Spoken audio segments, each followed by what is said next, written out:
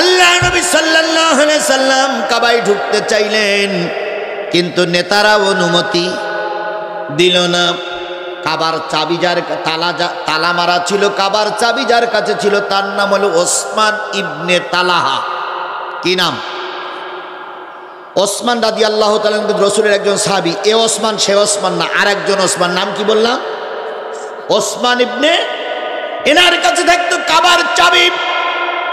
নবীজি সকালবেলা সবার আগে কাবার চত্বরে এসে দেখতেছে কাবায় তালা মারা। চিন্তা করলো কাবার ভিতরে ঢুকতে গেলে তো তালা খোলা লাগবে, কিন্তু তালা মারা। নবীজি অনেকক্ষণ ধরে অপেক্ষা করলেন, তারপরে খেয়াল করলেন চাবিওয়ালা আসতেছে। চাবিওয়ালা যখন আসলো, নবীজি আস্তে করে চাবিওয়ালার কাছে যেয়ে বললেন, ভাই আপনি কি আমাকে চেনেন? ভাই ওসমান ইবনে তালহা যেহেতু সরকারি কর্মকর্তা, আপনারও তো চেনা দরকার না তো আমার? ও ভাই, আমি কুরাইশ বংশের লোক, বাবার নাম আব্দুল্লাহ, আমার নাম মুহাম্মদুর রাসূলুল্লাহ সাল্লাল্লাহু আলাইহি সাল্লাম, দাদার নাম আব্দুল মুত্তালিব, আমি কুরাইশ বংশের লোক। ওসমান ইবনে তালহা তাকিয়ে বলতেছে, কে কুরাইশ বংশ আর কে কোন বংশ? ওটা আমার দেখার সময় নাই, আমার দেখার সময় নেতারা কখন আসবে আর কখন ঢুকবে। নবীজি বিনয়ের স্বরে বললেন, ভাই নেতারা আসতে আর কতক্ষণ বাকি? ওসমান ইবনে তালহা বললেন, ঘণ্টাখানের ভিতরেই নেতারা চলে আসবে কাবার চত্বরে। নবী বিনয়ের স্বরে বললেন, ভাই 1 ঘন্টা নয়, আধা ঘন্টা সময় আমাকে একটু দাও, নেতারা আসার আগেই কাবার ভিতরে আমি একটু দেখে আসবো। কারণ আমি যতটুকু জানি, কাবার ভিতরে দিয়ে যদি কোনো ব্যক্তি দোয়া করে, আল্লাহ পাক তার দোয়া ফিরাইয়ে দেয় না। এই বাংলাদেশের 18 কোটি মানুষের থেকে শুরু করে 7.5 কোটি বাঙালির থেকে শুরু করে এখন 18 কোটি মানুষ, এতগুলো মানুষের ভিতর থেকে 2 জন ব্যক্তি কাবা ঘরের ভিতরে ঢোকার অনুমতি পেয়েছিলেন। কয়জন? একজন ছিলেন মরহুম শহীদ প্রেসিডেন্ট জিয়াউর রহমান, আল্লাহ পাক তার জান্নাতের মেহমান হিসেবে কবুল করুক। তিনি বাংলাদেশের যখন রাষ্ট্রপতি ছিলেন, সৌদি সরকারের আমন্ত্রণে তিনি কাবার ভিতরে ঢোকার অনুমতি পেয়েছিলেন। শুধু কাবার ভিতরে ঢোকার অনুমতি তিনি পেয়েছে, ক্ষান্ত হয়েছিলেন তা নয়, তিনি বাংলাদেশের নিম গাছগুলো নিয়ে নিয়ে আরাফাতের ময়দানে সৌদির অলিতে গলিতে লাগাই রেখেছে। আমার জীবন আমি 2 বার হজ করেছি, সেখানে দেখেছি জিয়াউর রহমানের ওই গাছগুলো এখনো বয়স হয়ে গেছে, তারা গাছগুলো মানুষকে ছায়া দিচ্ছে। শহীদ প্রেসিডেন্ট জিয়াউর রহমানের কোন আমল যদি আল্লাহ কবুল না করে, শুধু যদি দাঁড়িয়ে বলে, আমার রব তোমার বান্দাদের জন্য বাংলাদেশের থেকে নিম গাছ এনে সৌদি আরবে লাগাইছি, এতটুকু কথার ওসিলায় হয়তো আল্লাহ পাক শহীদ প্রেসিডেন্ট জিয়াউর রহমানকে মাফ করে দিতে পারে। বলুন তো, এরশাদ মারা গেছে, কেউ শহীদ বলে? এই কথা বলেন, কেউ শহীদ বলে? বলে হোসাইন মোহাম্মদ এরশাদ, আর কিছু কিছু লোক বলে সবচেয়ে বড় মীর জাফর, সবচেয়ে বড় মুনাফিক, একথা অনেকে বলে না? এবার আসুন, জাতির আব্বা মরহুম প্রেসিডেন্ট মুজিবুর রহমানকে জীবনে কেউ কোনোদিন শহীদ বলিছে? ওরকা দলের থেকে কেউ বলিছে যে শহীদ মুজিবুর রহমান? কেউ বলে? বলে মরহুম। আবার শেষের দিকে এসে দিল হজরত মুজিবুর রহমাতুল্লাহ আলাই। আবার জাতীয় সংসদ ওরা বলতো হজরত শেখ হাসিনা রহমাতুল্লাহ আলাই, মানে পাম্পট্টি দিদি তাল গাছের মাথায় পর্যন্ত তুলেছিল। আর আল্লাহ বলতে ওকে একবার ফেলাই দেবো, তাতে তো নাড়ি ভুড়ি সব বাস্ট হয়ে যাবে। তাহলে শহীদ একজন, শহীদ যে কোনো লোক হয় না।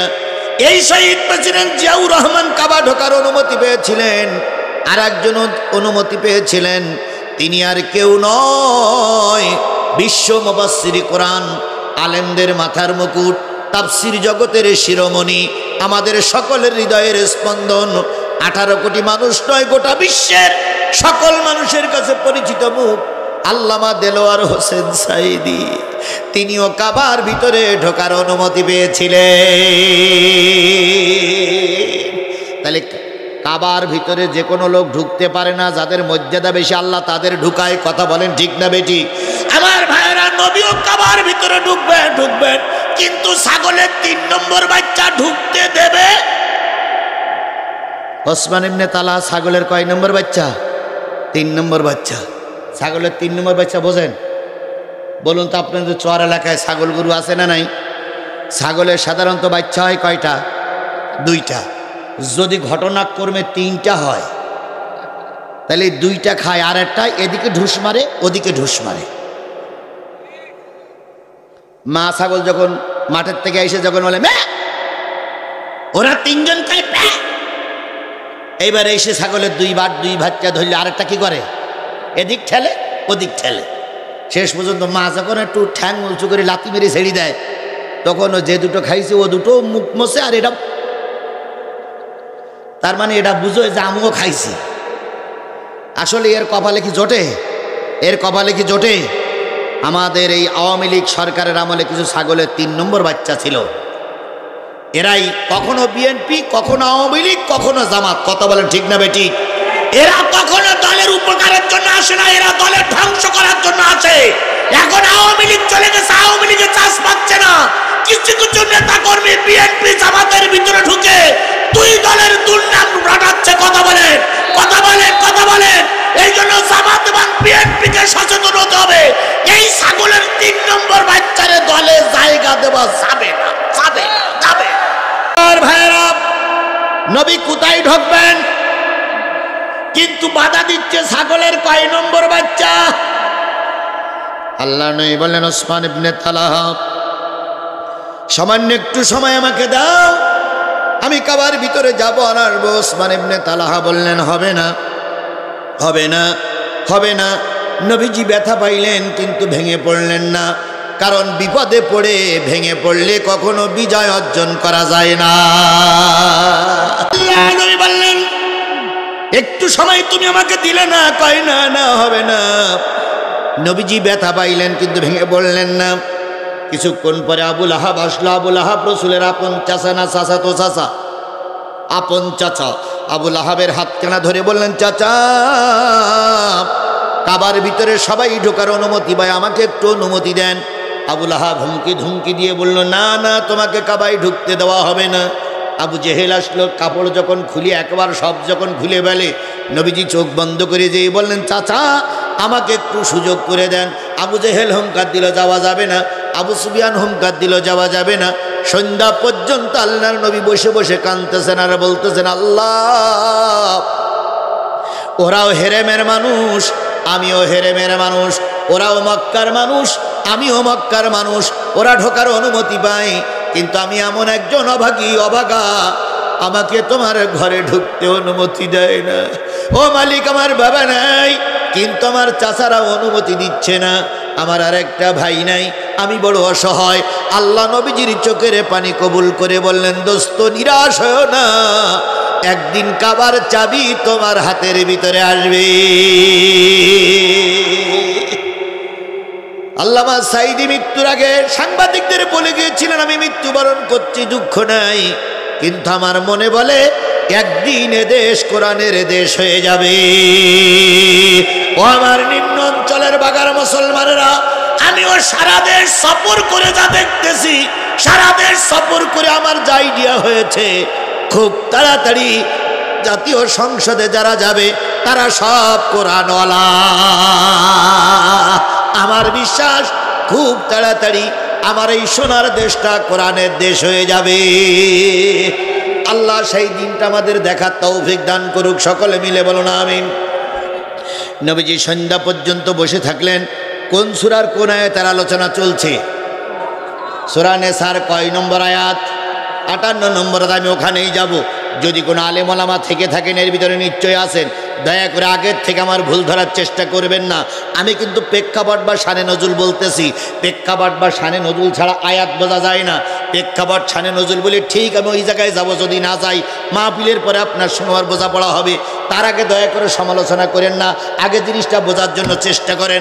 আপনার আল্লাহ হেদায়েত দিক, আমাকেও আল্লাহ হেদায়েত দিক, বিএনপিরে হেদায়েত দেখ, জামাতকেও আল্লাহ হেদায়েত দিয়ে দেখ, কিন্তু আওয়ামী লীগের মতন লোক আসার দরকার নাই। আল্লাহ।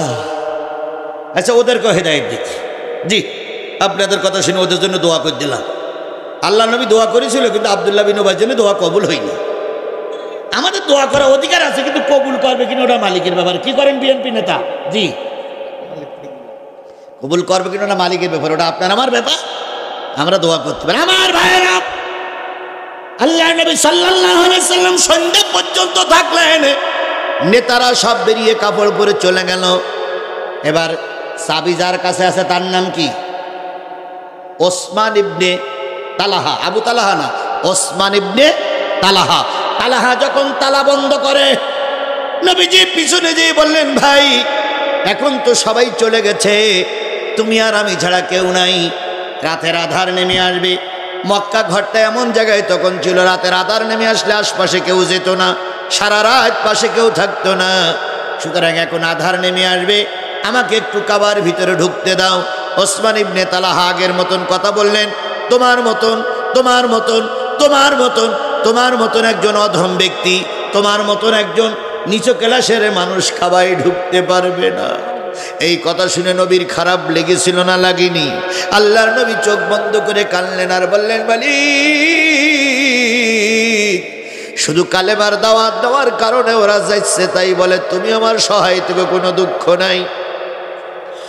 ওসমান ইবনে তালাহা যখন তালা বন্ধ করে চলে যায়, নবী তখন পিছন দিক থেকে দাঁড়িয়ে বলেন, হে তালাওয়ালা, এ চাবিওয়ালা, এ চাবিওয়ালা, কি হয়েছে? সকাল থেকে তোমার গায়ে তেল মাখাচ্ছি, সকাল থেকে তোমার অনেক অনুনয় বিনয় করেছি, আমার অনুনয় বিনয়ে তোমার দিল একটুও কি হলো না? নরম হলো না, দয়া হলো না? যাবার আগে যদি কাগজ কলম থাকে লিখে রাখো, একদিন এই কাবার চাবি আমি নবী মুহাম্মদ আমার হাতের ভিতরে আসবে। একটু জোরে বলা যাবে না সুবহানাল্লাহ? আরো জোরে বলেন সুবহানাল্লাহ। ওসমান ইবনে তালহা বললেন, কথাটা কি হলো? ছোট মুখী বড় কথা। এই চাবি আপনার তোমার হাতে আসবে মানে? যেদিন চাবি তোমার হাতে আসবে সেদিন এই যে নেতারা সব ন্যাংটা করে ঢুকলো আর লাইন দিয়েছে, এরা কেউ বেশি থাকবে না? নবী বললেন, অনেকেই মারা যাবে আর অনেকেই বেশি থাকবে, আমি থাকবো না। নবী বললেন, তুমিও বেশি থাকবা, কিন্তু চাবি তুমি আমাকেই দেবা। এটা কি বাণী? ভবিষ্যৎ বাণী। আল্লাহ নবী সাল্লাল্লাহু আলাইহি সাল্লাম ওসমান ইবনে তালহারে বললেন, একদিন চাবি আমার হাতে কি হবে? এই খেয়াল করেন, খেয়াল করেন, একদিন চাবি আমার হাতে কি করবে? আরো জোরে বলেন, চাবি আমার হাতে কি হবে? এই যুবকেরা বসো, তোমাদের জন্যই তো কথা বলতেছি, তোমাদের জন্যই কথা হবে। যত সময় যাবে তত তোমাদের দিকেই যাব। তোমরা দেশ স্বাধীন করেছ, আমরা বুড়ো মানুষ পারিনি, জামাতের বুড়োরাও পারিনি, বিএনপির বুড়োরাও পারিনি। কথা বলেন ঠিক না বে ঠিক? এই যুবকেরাই রাস্তায় নেমেছিল, তাই দেশ স্বাধীন হয়েছে। একদিন এই যুবকদের হাতে বাংলাদেশের ক্ষমতা আসবেই ইনশাআল্লাহ, ইনশাআল্লাহ। সুতরাং যুবকদেরকে পথে আসতে হবে। এই সমাজের যুবকরা যদি গাঁজাখোর হয়, সমাজ ভালো হবে না খারাপ হবে? আর এই সমাজের যুবকেরা যদি পাঁচ ওয়াক্ত নামাজি হয়, সমাজ ভালো হবে না খারাপ হবে? সুতরাং যুবকদের হাতে আমরা কলম তুলে দিতে চাই, যুবকদের হাতে আমরা বই তুলে দিতে চাই, যুবকদের হাতে আমরা কোরআন তুলে দিতে চাই, যুবকদের হাতে আমরা হাদিস তুলে দিতে চাই, যুবকদের হাতে আমরা গাঁজা অস্ত্র তুলে দিতে চাই না। যারা যুবকদের হাতে গাঁজা এবং অস্ত্র তুলে দিতে চায় তারা বাংলাদেশের শত্রু, তারা দেশের শত্রু, তারা জালেমের বাচ্চা, জালেম। কথা বলেন ঠিক না ঠিক? সুতরাং যুবকরা ভালো হোক, এটাকে আপনারা চান না? চান না? তাহলে যুবকেরা মাহফিল দিয়েছে, এই যুবকদের পাশে আপনারা থাকবেন তো সারা জীবন? আল্লাহ আপনাদের কবুল করুক। আজকে আমার খুব ভালো লাগলো, 14টা মোটরসাইকেল, 15টা মোটরসাইকেলে প্রায় 14 দিন 28 জন যুবক আমাকে রিসিভ করার জন্য গেছিল। আমি যুবকদের জন্য ওই মোটরসাইকেলে বসেই দোয়া করেছি, আল্লাহ এই এলাকায় ইচ্ছা করলে এই এলাকাটা এই যুবকরাই সংস্কার করতে পারবে। সুতরাং সব যুবকদেরকে 5 ওয়াক্ত নামাজি বানায় দাও। এই যুবকদেরকে তুমি মসজিদের, মাদ্রাসার, স্কুলের সভাপতি, সেক্রেটারি বানিয়ে দাও। যুবকরা সমাজে যত ভালো হবে সমাজ ততই ভালো হবে। আল্লাহ এই সমাজটারে কোরআনের সমাজ হিসেবে একদিন দেখার তৌফিক দান করুক। আল্লাহ নবী বললেন, চাবি একদিন আমার হাতের ভিতরে আসবে। ওসমান ইবনে তালহা চলে গেলেন। নবীজি তার কিছুদিন পরে মক্কার অত্যাচার সহ্য করতে না পেরে হিজরত করে কোথায় চলে গেলেন? মদিনায় যেয়ে আল্লাহ রসুল 8 বছর মেহনত করলেন। কয় বছর? এবার খেয়াল করেন, আমি জায়গায় আসতেছি, আর বেশি সময় লাগবে না। কয় বছর মেহনত করলেন? 8 বছর মেহনত করে 8ম হিজরি পবিত্র রমজান মাসে আল্লাহর নবী 10,000 মুজাহিদ 10,000 মুসলমানকে নিয়ে মক্কা বিজয় করে ফেললে। কয় বছর সময় লাগলো? 8 বছর। 8 বছর পরে এখন কয় হাজার মুসলমান নিয়ে মক্কা বিজয় হয়েছে? 10,000 মুসলমান নিয়ে মক্কা বিজয় হয়েছে। ইতিমধ্যে আবু জেহেল চলে গেছে, আবু লাহাব চলে গেছে, উতবা চলে গেছে, সাহেবা চলে গেছে, এখনো বেঁচে আছে আবু সুফিয়ান, আর আছে ওই তালা চাবিওয়ালা। ওই চাবিওয়ালা এখনো কি বেঁচে আছে। আল্লাহর নবী মক্কা বিজয় করে বেলালকে বললেন, বেলাল কাবার ভিতরে আজান দাও। 8টা বছর ওরা আমাকে কাবায় ঢুকতে দেয়নি। বেলাল রাদিয়াল্লাহু তাআলা আনহু কাবার চত্বরে চলে গেলেন, যেয়ে দেখে কাবায় কি মারা? তালা মারা। হই হই রই রই চাবিওয়ালা গেল কই? কাবায় তালা মারলো কে?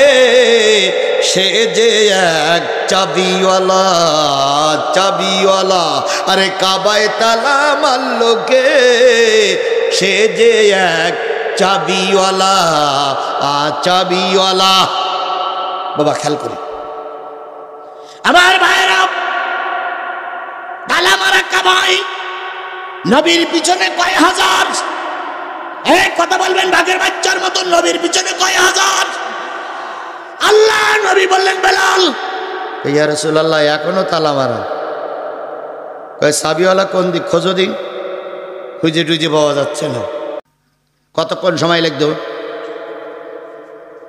মুসলমান কথা বলেন, কতক্ষণ সময় লাগতো? কারণ ওমরের মতন লোক রসুলের ডাইন পাশে আছে না নাই?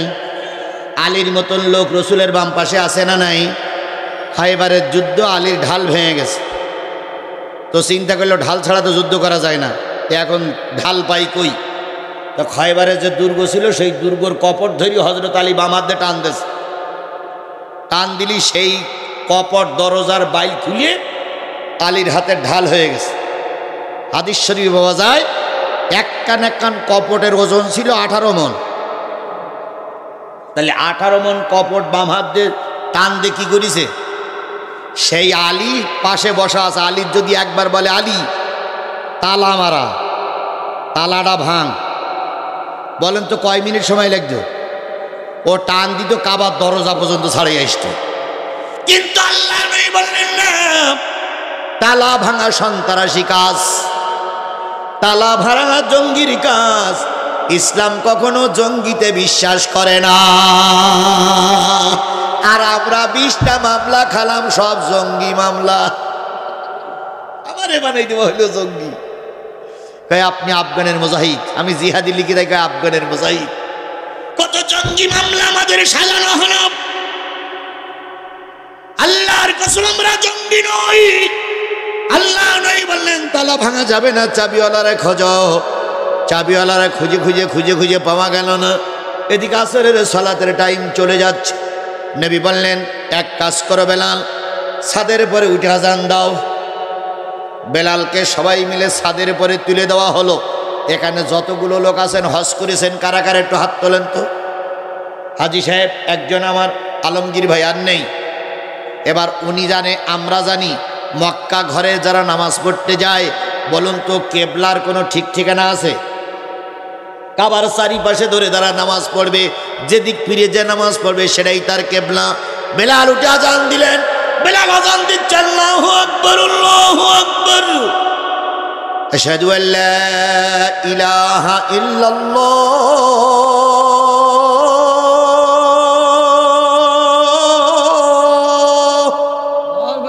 আশহাদু আন্না মুহাম্মাদার রাসূল। রাসূলুল্লাহ বলতে গিয়ে নবীর দিক তাকাইছে, তাকাইয়ে আজান বন্ধ। কিরে বেলাল আজান বন্ধ হলো কেন? ইয়া রাসূলুল্লাহ, কাবার ছাদের পরে একজন ভূত হয়ে শুয়ে আছে, মুখ টুক যাতে না দেখা যায়, ভূত হয়ে শুয়ে আছে। তো তুই এই লোকটা না দেখি আর আজান দেব না। তো নবীজি বললেন আচ্ছা ঠিক আছে, ওই লোকটার কি নাম শোনো দিন। বেলাল আজান দেওয়া বন্ধ করে ওই লোকটার পা ধরে একটা মোড়া দিয়েছে, দিলি সোজা হয়েছে, সোজা হয়ে ঠ্যাং ধরে নাড়াতে বলছে, ও ভাই ঘুমইছো না জেগে আসো? কিন্তু মাল মোটে কথা বলে না। তো ঠ্যাং ধরে নাড়াতে বলতেছে, ভাই তোমার নাম কি? কথা বলে না। নবী বলছে, বেলাল কি হইল? ইয়া রাসূলুল্লাহ, সমস্ত শরীর নড়তেছে কিন্তু কথা বলতেছে না। বলুন তো, যে লোকটা কাবার ছাদের পরে ঘুমিয়েছিল ওই লোকটা সোজা করেছে, নাম জিজ্ঞেস করতেছে, বলতেছে না, ওই লোকটা কি প্রকৃত ঘুমোচ্ছে না জেগে ঘুমোচ্ছে? যে ব্যক্তি জেগে ঘুমায় তারে কিন্তু চেতন করা যায় না। বিগত 16.5 বছর এই শেখ হাসিনা তার দল জেগে জেগে ঘুমাইছে। এই জন্য এদের যতই বলেছি কানের ভিতরে ঢুকুনি, আর যখন ঢুকেছে তখন আর বাঁচার মতন কোনো রাস্তা তাদের খোলা ছিল না। ওর থেকে শিক্ষা নাও। দয়া করে কেউ আগুনে হাত দিও না, আলেম ওলামাদের বিরোধিতা করো না, আলেম ওলামাদের বিপক্ষে কথা বলো না, মাহফিলের বন্ধ করো না, তাফসীর মাহফিল বন্ধ করো না, তাহলে আগের লোকেরদের যা হয়েছে তোমাদেরও সেই দশা হবে। আল্লাহ জাতিরে সহি বুঝ দান করুক, সকলে মিলে বলুন আমিন। আল্লাহ নবী বললেন, বেলাল ইয়া রাসূলুল্লাহ কিছুই বলে না। নবী বললেন, বেলাল ওই লোকটার মাথা ধরে একটু উঁচু করো। বেলাল অনেক কষ্ট করে মাথাটা উঁচু করার পরে নবী বলতেছে, তুমি সেই চাবিওয়ালা না? তোমার কাছে না চাবি? চাবি দাও, চাবি দাও। এখান থেকে 8 বছর আগের নবী আর এখনকার নবী কিন্তু এক নয়। এই কথা বলেন, কথা বলেন। সুতরাং 8 বছর আগে, 10 বছর আগে, 15 বছর আগে ইসলাম, আর 15 বছর পরে বাংলাদেশের ইসলাম এক নয়। কথা বলে ঠিক না ঠিক? এখন বাংলাদেশের আনাচে কানাচে অলিতে গলিতে কোরআন প্রতিষ্ঠার নেতা কর্মী তৈরি হয়ে গেছে। কথা বলে ঠিক না ঠিক? এখন ফালতু কথা বললি যাতে কিন্তু তোমার আজ ছেড়ে দেবে না। নবী বললেন, তুমি না চাবিওয়ালা? লোকটা কিছুই বলে না। নবী বললেন, ভদ্রলোকের মতন বলতে, চাবিটা দাও। চাবি যখন দেয় না তখন নবী হযরত ওমরকে ডেকে বলেন, ওমর লাব্বাইক ইয়া রাসূলুল্লাহ। আলী লাব্বাইক ইয়া রাসূলুল্লাহ। সোজা কথায় মনে হয় চাবি দেবে না। তোমাদের দুইজনের একটু যাওয়া লাগে যে। ওমর নিচে দাঁড়াই বলতে, আমারে সেনস, মোরে সেনস, মোর বাপ চৌকিদার, তার বাপ দফাদার। এই যুবক মনে নেই তোমাদের? মরে সেন। ওমর বলতে, আমার চেনো, আমি যে পথে চলি সে পথে শয়তানও চলে না। সুতরাং চাবিটা দাও। কিন্তু কয়লার ময়লা যায় না। এই ওসমান ইবনে তালহা চাবি দিতে চায় না। ওমর ডাক দিয়ে বলে, শোন, আমি তোর 3টে সংকেত দেব। 3 সংকেতের ভিতরে যদি চাবি না দিস, একদিক থেকে আলী উঠবে আর একদিক থেকে আমি উঠবো, তোরে কিন্তু তুলো ধনা ধনব। ওয়াহেদ স্থানে সালা। ওসমান ইবনে তালহা বলছে, ইয়া রাসূলুল্লাহ, এই নেন চাবি। কথায় বলে শক্তের ভক্ত নরমের জম। চাবি নিলেন নবী। চাবি নেওয়ার পর এবার আল্লাহ রাসূল সাল্লাল্লাহু আলাইহি সাল্লাম কাবার তালা খুললেন। সুবহানাল্লাহ বলেন। কয় বছর অপেক্ষা করা লাগলো? 8 বছর পরে কাবার তালা খুললেন। ভিতরে 360টা মূর্তি ছিল। তার ভিতরে ইব্রাহিম খলিলুল্লাহর মূর্তি ছিল, ইসমাইল জবিউল্লাহর মূর্তি ছিল, মেরি মারিয়ামের মূর্তি ছিল। ভালো মন্দ দিয়ে লাত উজ্জা দিয়ে কয়শো মূর্তি? 360টা মূর্তি। এই 360টা মূর্তি সব ভেঙে চুরমার করে বের করে দিয়ে কাবা ঘর পরিষ্কার করে দিয়ে বললেন, জাল হাক্কু ওয়া যাহাকাল বাতিল ইন্নাল বাতিলা কানা যাহুকা। সত্য কাবার ভিতরে ঢুকতেছে, মিথ্যা বেরিয়ে যাচ্ছে। এই মিথ্যার কখনো এর ভিতরে ঢুকবে না। তাহলে মূর্তি ভাঙা ছিল আল্লাহর নবী এবং তার সাহাবীদের কাজ। সেই সময় ওই জাতির পিতা ছিল হাবল, সেই হাবলের মূর্তি ওই কাবাঘরের ভিতরে ছিল। তাহলে সব মূর্তিগুলো ভেঙে ফেলা হলো। রসুল কাবার ভিতরে ঢুকলেন, মনের আনন্দে খুশি মতন নামাজ আদায় করলেন। সাহাবীরা বাইরে, কেউ কেউ ভিতরে নামাজ আদায় করে যখন রসুল সন্তুষ্ট চিত্তে বেরিয়ে আসতেছেন, এক পা কাবার ভিতরে আর এক পা কাবার বাইরে, দরজার থেকে এক পা বাইরে দিয়েছেন আর এক পা ভিতরে দিয়েছেন। সেই সময় সাহাবী আজমাইন খেয়াল করলেন রসুলের উপরে ওহী নাজিল হচ্ছে। এটা জোরে বলবেন না সুবহানাল্লাহ। সাহাবী আজমাইন অপেক্ষায় থাকলেন কি ওহী নাজিল হয়। কিছুক্ষণ পরে রসুলের ওহীর অ্যাকশন কেটে গেল, ওহীর অ্যাকশন নষ্ট হয়ে গেল। রসুলে পাক সাল্লাল্লাহু আলাইহি সাল্লাম এবার দাঁড়িয়ে বললেন, তোমাদের উপরে সূরা নেসার 58 নম্বর আয়াত নাজিল হলো। আরেকটু জোরে বলবেন না সুবহানাল্লাহ। তাহলে আমাদের তেলাওয়াতকৃত আয়াত কত? সূরা নেসার। এবার আল্লাহ বলতেছেন, ইন্নাল্লাহা ইয়া'মুরুকুম আন তুআদ্দুল আমানাতি ইলা আহলিহা। নিশ্চয় আমি আল্লাহ তোমাকে এবং তোমার সামনে যে 10,000 লোক আছে সবাইকে উপদেশ দিচ্ছি, সবাইকে হুকুম জারি করতেছি, তোমাদের কাছে যে আমানাত আছে, যে জামানাত আছে, তোমাদের কাছে যে সংরক্ষিত জিনিস আছে, সেই জিনিসটা প্রকৃত হকদার প্রাপকের কাছে পৌঁছায়া দাও। কে বলছে? কোন সময়? রাসূলের এক পা কোথায়? কাবার ভিতরে এক পা, কাবার ভিতরে এক পা। সেই সময় এই আয়াত নাজিল করে দিয়ে আল্লাহ বলতেছেন, নিশ্চয় আমি তোমাকে উপদেশ দিচ্ছি, আমানাত সমূহ প্রাপকের কাছে পৌঁছায়া দাও। ওয়াইদা হাকামতুম বাইনান নাস, ও নবী, কে হিন্দু, কে মুসলমান, কে আওয়ামী লীগ, কে বিএনপি, কে জাতীয় পার্টি, ওটা দেখার সময় নাই। তোমার সামনে যখন বিচার আসবে তখন তুমি সবার জন্য উত্তম ফয়সালা করবে। দলের লোক বলে মাপ, বেদলীয় লোক বলে ফাঁসিতে দেবা, এটা কোনো মুসলমানের চরিত্র হতে।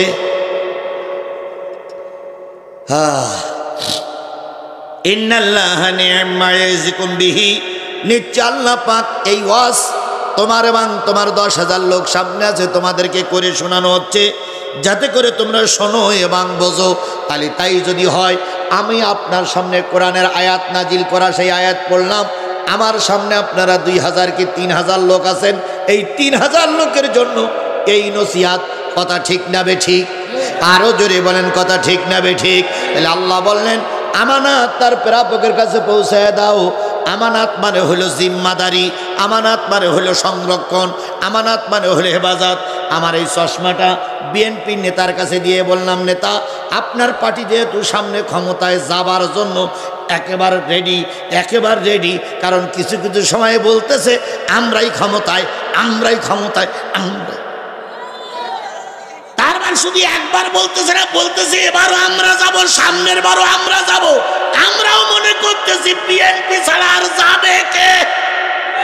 তাহলে আপনার দল সামনে ক্ষমতায় যাবে, চশমাটা আপনার কাছে রেখে গেলাম। যদি আর বাঘায় কোনোদিন ওয়াজ করতে আসি, সেদিন আমার চশমাটা আমার কাছে দেবেন। 1 বছর পরে বাঘায় আবার ওয়াজ করতে আসলাম, 1 বছর পরে আমার নেতা সাহেব চশমাটা নিয়ে গেল। এই 1 বছর চশমাটা হেফাজত করে রাখার নাম হলো, কথা বোঝেন তো? এই 1 বছর এই চশমাটা রেখে দিয়েছেন, এইটাই হলো কি? আমানাত। ঠিক তদ্রূপ প্রতি 5 বছর অন্তর অন্তর আপনার কাছে একটা আমানাত থাকে। সেই আমানাতটা একটা ভালো যোগ্য আল্লাহওয়ালা দেশপ্রেমিককে দিতে হয়। সেটার নাম কি? ভোট। সেটার নাম কি? ভোট।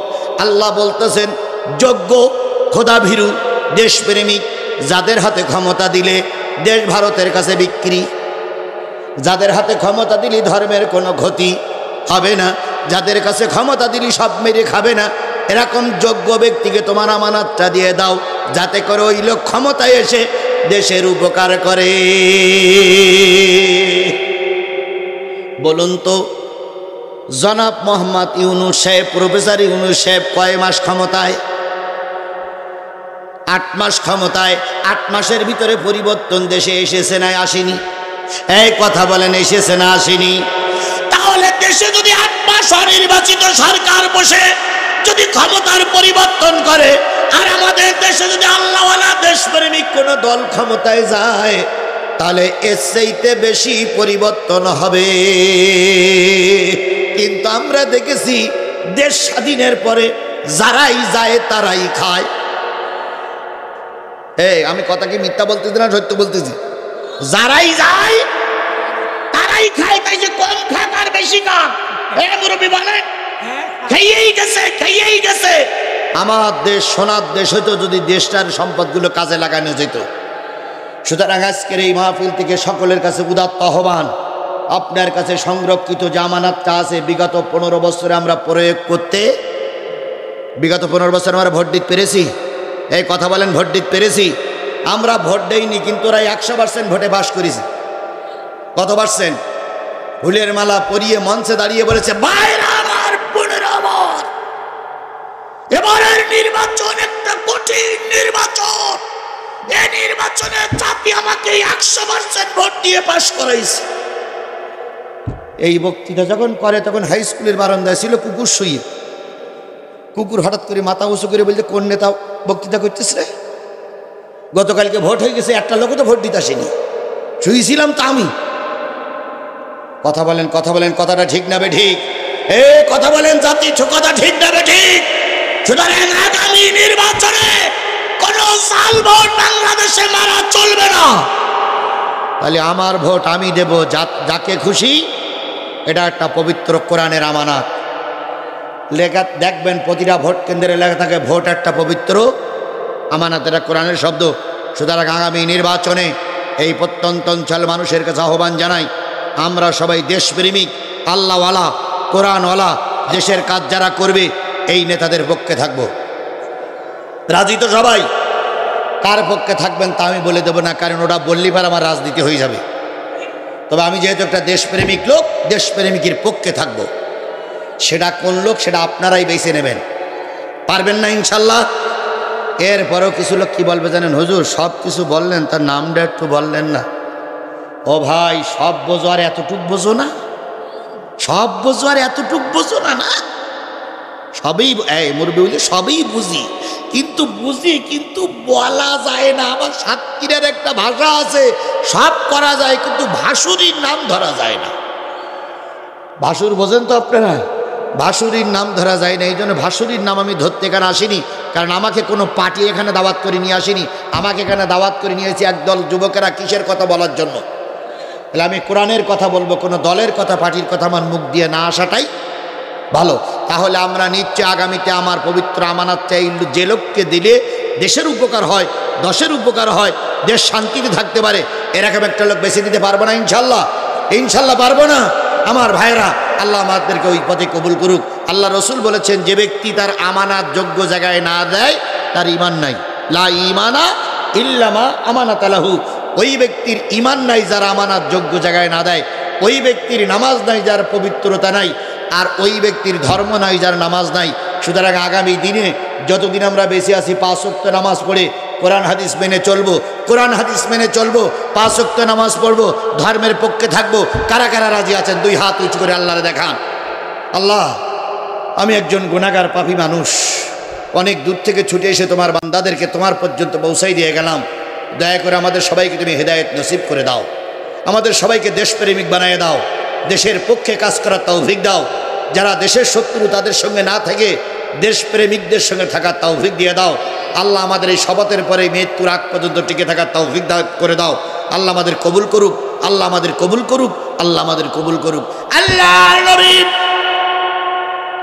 সাল্লাল্লাহু আলাইহি সাল্লাম, এক পা ভিতরে আর এক পা কি ভাই হয়ে গেছে। মোনাজাত হবে, আমার আলোচনা শেষ, মোনাজাত হবে, এখনই মোনাজাত হবে। বাপ মা দাদার জন্য মোনাজাত হবে। কত হয়েছে দেখেন তো, এই যে 24 হয়ে গেছে। আর মাত্র 5-6 মিনিটের ভিতরে আমরা মোনাজাত শুরু করবো। ভাই কেউ না যায়, কেউ না যায়, এখন আলোচনা শেষ হয়নি। আমার ভাইয়েরা, নবীর এক পাখি আর এক পাখি, চাবিটা নিয়ে নবী উঁচু করে দাঁড়ায় আসার এই সময় আয়াত নাজিল হলো। আবু বকর বলতেছি, ইয়া রাসূলুল্লাহ, কাবার চাবিটা আমাকে দেন। নবীজি বলেন ওমর বললেন আমাকে দেন। নবী বললেন না না, আলী বলেন, আমি আপনার জামাই, চাবিটা আমাকে দেন। না না না, চাবি তোমাকে দেওয়া যাবে না। এবার সাহাবীরা সব সমস্যারে বললেন, চাবি কাকে দেবেন? নবীজি বললেন, সেই ওসমান ইবনে তালহা যে 8 বছর আগে আমারে চাবি দেয়নি, সেই লোকটার খুঁজে এসো, চাবিটা তারেই দেব। নবী সাল্লাল্লাহু আলাইহি সাল্লাম বললেন, সেই চাবিওয়ালারে ডাকো, যে চাবিওয়ালা কয় বছর আগে চাবি দেয়নি? 8 বছর আগে। হযরত আবু বকর বলেন, ইয়া রাসূলুল্লাহ, ও তো এখনো কালেমা পড়ে মুসলমান হয়নি, ও তো আমাদের দলের কর্মী নয়, ও তো অমুসলিম। নবী বললেন, কে অমুসলিম আর কে মুসলিম আমি ডিভাইডেড করার জন্য আসিনি, আমি এসেছি ওমা আরসালনাকা ইল্লা রাহমাতাল লিল আলামিন।